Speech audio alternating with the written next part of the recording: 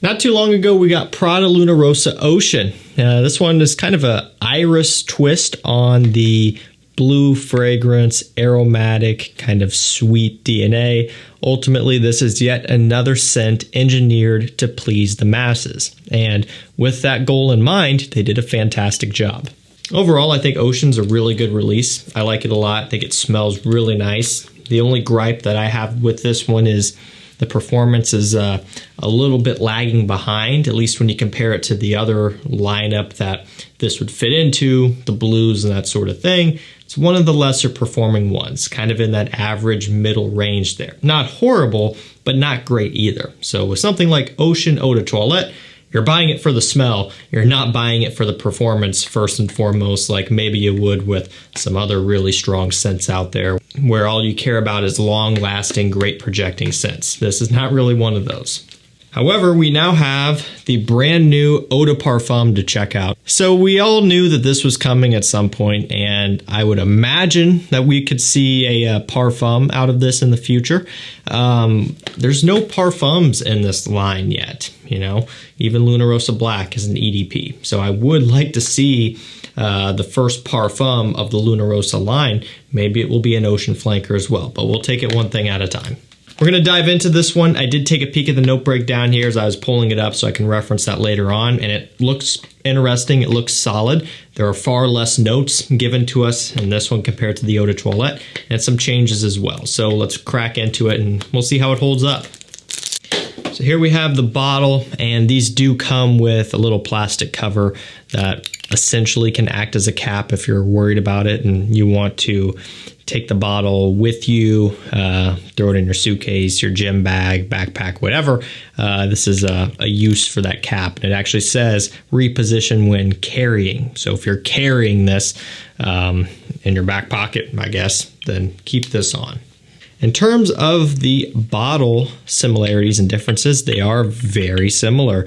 The only difference, or there's a couple, one of the main ones is, and it's going to be hard to show up here on camera, but this is the Eau de Toilette. There's a gradient. It starts very kind of lightish blue at the top and then works its way down to like a deep, dark, rich blue. It's hard to see. It looks just all the same on camera, but trust me, there's a gradient.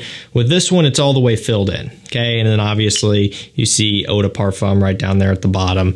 And that's pretty much the extent of it. Not a whole lot has changed, but we'll see about the scent.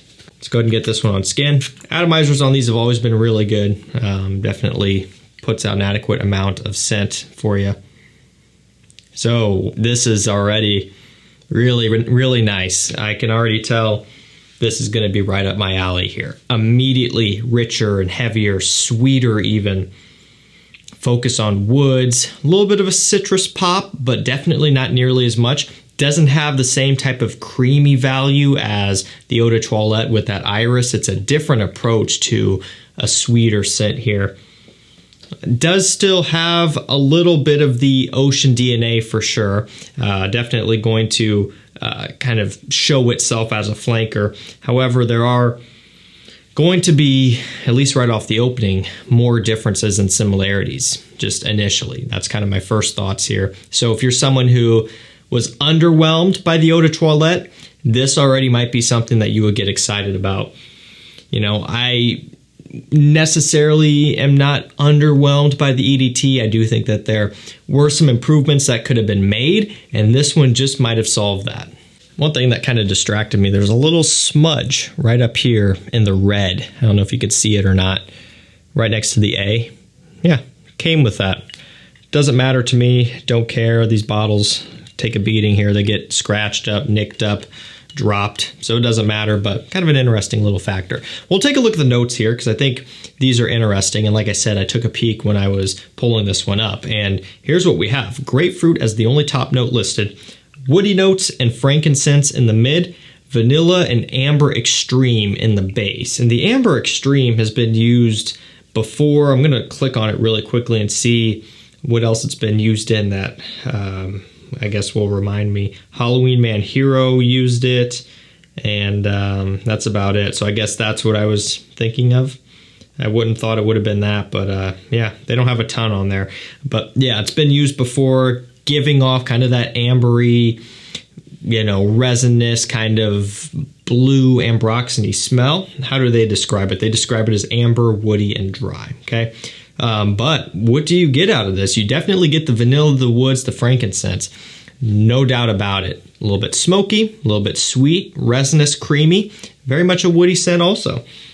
Beautiful. Really, really nice. And it's interesting. And it's a little bit confusing because you start diving into the notes, you start smelling this. Now it's settled down. We're kind of working into that mid. And it's getting even better, even more rich and captivating and I don't know, kind of mysterious in a way. But then you look at the bottle and it's Ocean, Prada Luna Rossa Ocean. It's a blue bottle. Now it's an eau de parfum.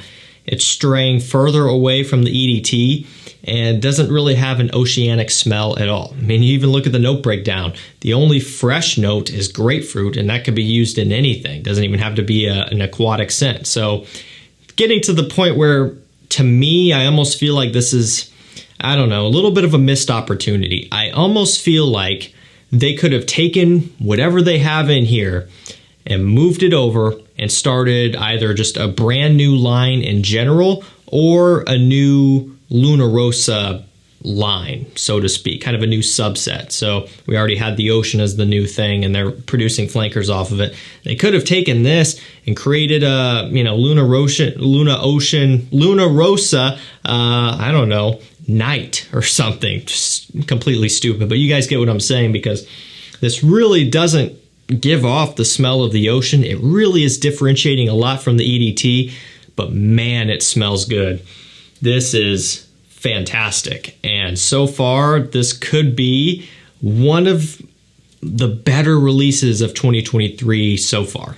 And again, guys, it is miles ahead of the Eau de Toilette. It's different. It's not aromatic focused with some iris and a little bit of a freshness and blue scent.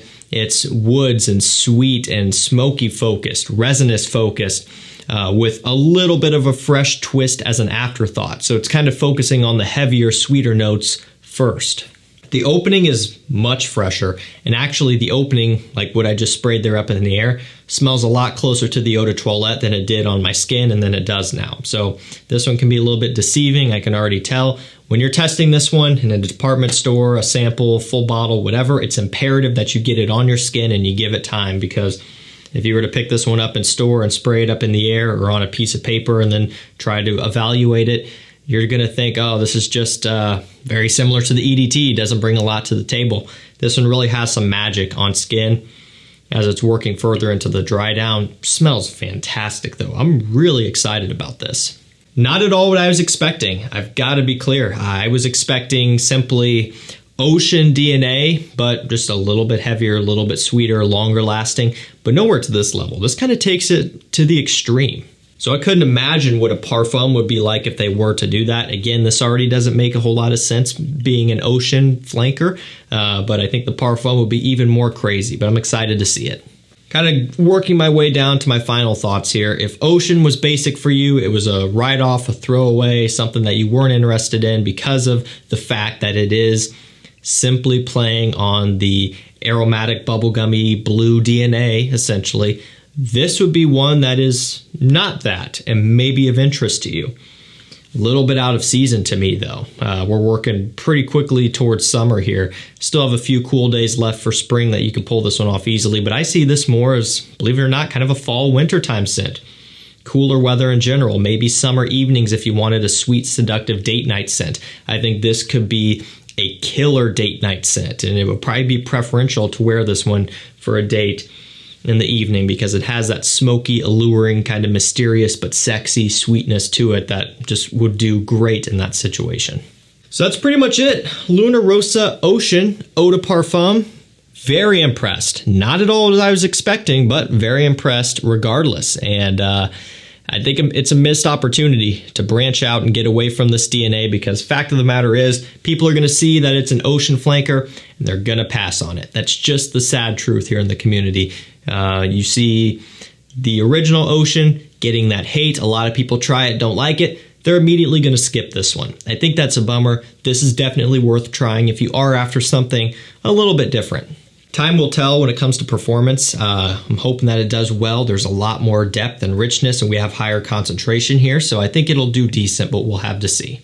I'll drop a link to this one down below if you want to pick it up at full retail. Kind of a bummer, but I'm really not too sad about that. I'm happy with this purchase. I'm excited to wear it while I can with this cooler weather before it just flips a switch into full-blown summer heat, because that's generally how it works around here. It goes from cool spring days straight into hot summer days. So I'll spend some time with this one and get a full review out at some point likely, but you'll definitely be seeing this one pop up in some lists over time. I have a mailing list you can sign up to. If you want to get the best deals on any sort of rare, discontinued, or hard to find fragrances, that's going to be the place you want to be. Mancera Tonka Cola just came in stock, 120 ml full press, $111. Retails for probably the standard $180. I don't know, because it's actually not even available here at retailers yet. So the fact that you could already get it below retail when it's already hard to get right now is a pretty cool thing.